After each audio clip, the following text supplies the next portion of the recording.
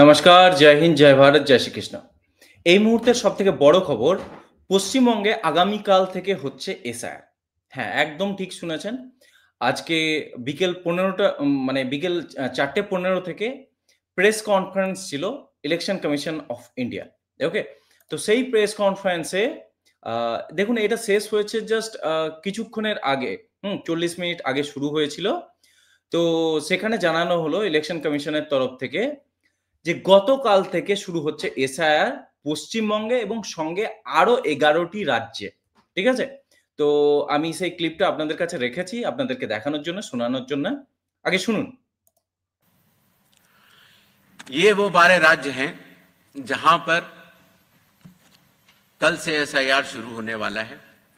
Andaman and Nicobar island union territory, state Chhattisgarh, Goa, Gujarat, Kerala, union territory Lakshadweep, Madhya Pradesh, Puducherry union territory, Rajasthan, Tamil Nadu, Uttar Pradesh, West Bengal. इन 12 राज्यों में कुल मतदाता 51 करोड़ के लगभग हैं। लगभग 5,33,000 बूथ लेवल ऑफिसर्स इस महान कार्य में अपना योगदान देंगे।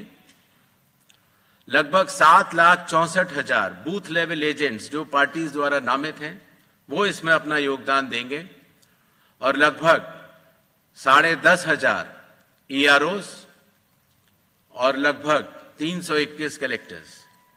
ये पूरी चुनावी कर्मियों की जो टीम है वो इस एसआईआर की फेज 2 में कार्य करेगी और इसको सफल बनाएगी। शेड्यूल प्रिंटिंग और ट्रेनिंग का कार्य कल से शुरू होगा और 3 नवंबर तक चलेगा। हाउस टू हाउस इन्यूमरेशन 4 नवंबर से 4 दिसंबर तक। Publication of draft electoral rolls 9 दिसंबर 2025।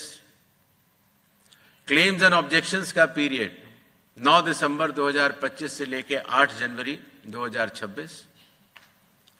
जिन लोगों को नोटिस जाएंगे उनकी हियरिंग और वेरिफिकेशन का समय 9 दिसंबर से 31 जनवरी तक होगा और फाइनल इलेक्टोरल रोल्स 7 फरवरी 2026 को प्रकाशित किए जाएंगे। ওকে। তো তাহলে শুনলেন ইলেকশন কমিশনার কি বললেন। তো তাহলে আমরা এখানে দেখতে পাচ্ছি যে কালকে শুরু হচ্ছে, কালকে এসআইআর শুরু হচ্ছে কতগুলো রাজ্যে? ১২টি রাজ্যে, টোটাল ১২টি রাজ্যে। এবং সেই ১২টি রাজ্য এবং ইউনিয়ন টেরিটরিজ অবভিয়াসলি। এবং সেই ১২টি রাজ্যের মধ্যে আন্দামান নিকোবর, ছত্তিশগড়, গোয়া, গুজরাট, কেরালা, তামিলনাড়ু, উত্তরপ্রদেশের সঙ্গে সব নিয়ে ওয়েস্ট বেঙ্গল আছে সবার শেষে। এবং আপনারা সকলেই জানেন যে সবথেকে ইলেকশন কমিশনের জন্য সবথেকে চ্যালেঞ্জিং রাজ্য হতে চলেছে ওয়েস্ট বেঙ্গল। কারণ ওয়েস্ট বেঙ্গলে সবথেকে বেশি ইলিগাল ইনফিল্ট্রেশন বা অবৈধ যে অনুপ্রবেশ, সবথেকে বেশি বাংলাদেশি মুসলমানদের যে অনুপ্রবেশ, সেটা শুধুমাত্র আমাদের রাজ্যেই সবথেকে বেশি। অন্য কোনো রাজ্যে এত নেই। অন্য কোনো রাজ্যে এত নেই। কেবল আমাদের রাজ্যে সবথেকে বেশি। কারণ আমাদের এখানকার পশ্চিমবঙ্গ সরকারের যে ইকোসিস্টেম, তারা এদেরকে এখানে ঠাঁই দেয়, বাসস্থান দেয় এবং এদেরকে ভোটার আইডি কার্ড বানিয়ে দেওয়া, বাকি আদার্স সমস্ত আইডেন্টিটি কার্ড বানিয়ে দেওয়ার কাজ সমস্ত এই রাজ্যের সরকার করে। সরকারই করে মোটামুটি। একরকমভাবে পুরো পার্টির ইকোসিস্টেম তৈরি হয়ে আছে। তো এই যে ইলেকশন কমিশন আমাদের ওয়েস্ট বেঙ্গলের তরফ থেকে, ওয়েস্ট বেঙ্গলে যে এসআইআর হবে কাল থেকে মানে মোটামুটি 28শে অক্টোবর। আজকে হচ্ছে 27শে অক্টোবর, 28শে অক্টোবর। এবার আপনাদের মনে আছে যে 1 নভেম্বর ছিল কাট অফ ডেট, যে 1 নভেম্বরের মধ্যে ইলেকশন কমিশনকে শুরু করতেই হবে এই মানে এসআইআর। এটা কাট অফ ডেট ছিল। তো আমরা ভেবেছিলাম যে 1 নভেম্বরই শুরু হবে। আমরা ভাবিনি যে 27 তারিখ প্রেস কনফারেন্স করে বলবে যে 28 তারিখে শুরু হবে। এটা আমরা সিরিয়াসলি ভাবিনি। আমি সত্যি ভেবেছিলাম যে হয়তো 1 নভেম্বর থেকে শুরু হবে, আগামী সপ্তাহ থেকে। বাট এটা এরকম ভাবে হয়ে যাবে সেটা সিরিয়াসলি আমার ভাবা ছিল না। বাট স্টিল হয়ে গেল। এবং এখান থেকে আমরা এটাও দেখতে পাচ্ছি যে আমরা যেমন আগের দিন বলেছিলাম যে কয়েকটি ফ্রেজে হবে। ঠিক আছে? তো ফার্স্ট ফ্রেজে ট্রেনিং হবে, প্রিন্টিং হবে। আপনার ধরুন যেটা কাল থেকে শুরু হবে 23 নভেম্বর অবধি। তো মাঝে কতগুলো দিন থাকছে?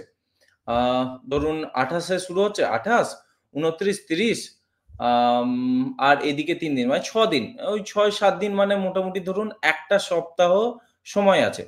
আম এই মাসটা ৩০ দিনের মাস। অক্টোবর মাসটা ৩০ দিনের না ৩১ দিনের মাস এই মাসটা। ৩১ দিনের মাস তাহলে ২৮, ২৯, ৩০, ৩১ ৪ টে দিন আর ওদিকে ৩ টে দিন। সো আ তাহলে ৭ টা দিন ১ সপ্তাহ সময় থাকছে এই আ ট্রেনিং এর জন্যে এবং প্রিন্টিং এর জন্যে। তারপর হাউস টু হাউস এনুমেশন আ অ ফর্ম ফিল আপ করা হবে। মানে ঘরে, ঘরে BLO রা যাবে, দিয়ে ওই ফর্ম ফিল আপ করবে। তারপর ফর্ম ফিল আপ হয়ে যাওয়ার পরে ৯ই ডিসেম্বর ৯ই ডিসেম্বর ফার্স্ট যে ইলেকটোরাল ড্রাফট, হুম? তো ইলেকটোরাল ড্রাফট রোল পাবলিশ হবে। যেটা ফার্স্ট মানে ড্রাফট সেটা। তারপর ধরুন যাদের নাম বাদ যাচ্ছে বা ইয়ে হচ্ছে তো তাদেরকে আ সরি আচ্ছা আমি ভুল বললাম। আ এটা house to house animation form যেটা সেটা ১ মাস চলবে। ৪ঠা নভেম্বর থেকে ৪ঠা ডিসেম্বর অবধি চলবে। তারপর 9th ডিসেম্বর তার ১ সপ্তাহ পরে 9th ডিসেম্বর পুরো রোল প্রকাশ হবে। ফার্স্ট ড্রাফট প্রকাশ হবে। তারপর যাদের নাম বাদ গেছে বা কোনো ক্লেম আছে তারা আরো আম ধরুন সময় পাচ্ছে, ১ মাস সময় পাবে। ৯ ডিসেম্বর থেকে 8 জানুয়ারি অবধি সময় পাবে তার ক্লেম করার জন্য, অবজেকশন করার জন্য। তারপর ধরুন ৯ ডিসেম্বর থেকে ৩১ জানুয়ারি অবধি এই পুরো আ নোটিস ফেজ থাকবে। হিয়ারিং চলবে, ভেরিফিকেশন চলবে। যাদেরকে নেওয়া হবে, নেওয়া হবে। বাদ দেওয়ার হলে বাদ দেওয়া হবে।